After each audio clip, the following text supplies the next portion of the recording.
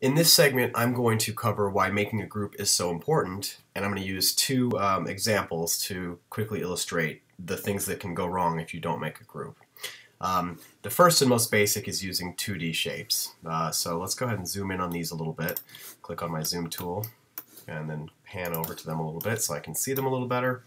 So what I have is pretty similar to what I showed you in that original model, which is I've got an ungrouped 2D rectangle here, and I can tell that because I can click on all the individual lines.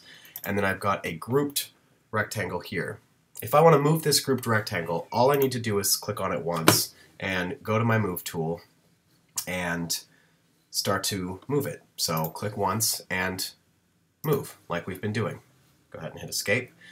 If I do the same thing with this one and I want to move this, what I have to do first thing is I have to double click it to make sure I've selected the whole thing. Because if I don't, and if I just have one line selected and go to my move tool, all I'm going to be doing is moving that line and anything attached to it. So you notice that this line here that remains still is stuck in that spot because it's not actually really connected to this line in any way. The two lines that are perpendicular to this line are forced to come with it and basically create this taffy stretch situation. Additionally, let me hit escape. If I select this by double clicking on it and then try to move it with my move tool and copy it right next to itself, so I'm going to hit my copy button once and click it to this point, click.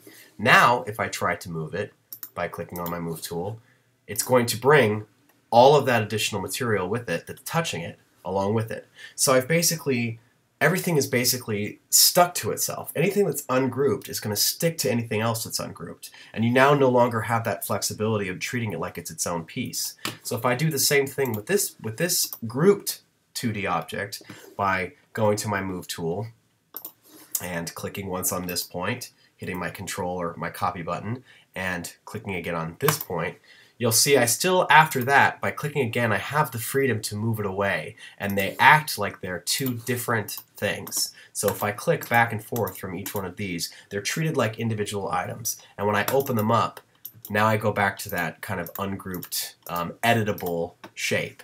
Here, by clicking out into this group and going back to this, if I now double click on this, I can get that whole thing, but if I triple click on it, you'll see that it's going to select everything. It's all going to be stuck to itself.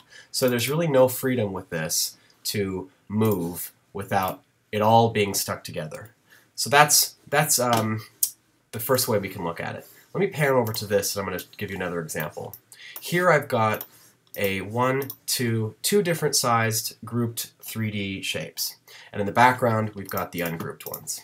So what I'm going to do with this first one is I'm going to take this box, I'm going to click from this point to this point, and I'm going to bring this box up into space to marry it to that point by clicking again.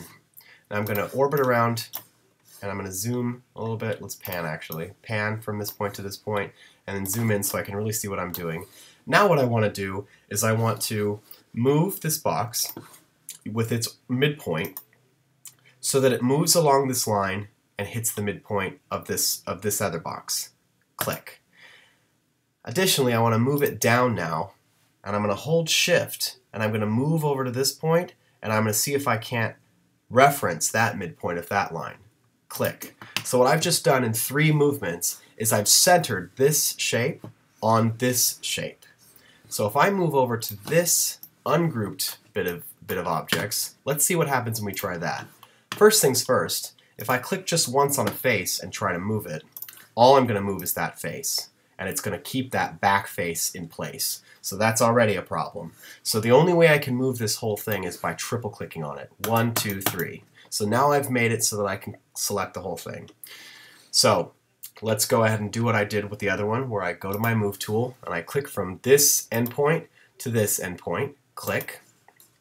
Now I want to move it from this midpoint to this midpoint. Well, look what's happening. Let me go ahead and orbit while I'm doing this so you can see. Orbit and then hit escape.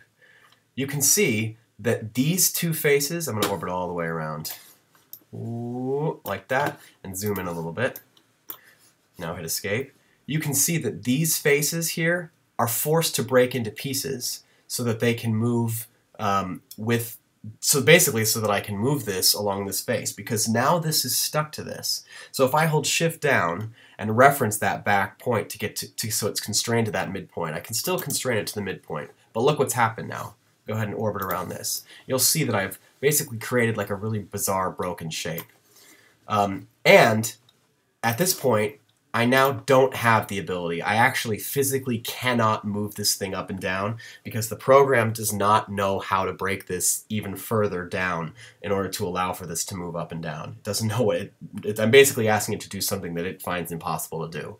So I'm already stuck. I already can't do what I was able to do over here, which was a very simple series of movements, and where these two objects are treated like two separate things, this is now all considered one big shape.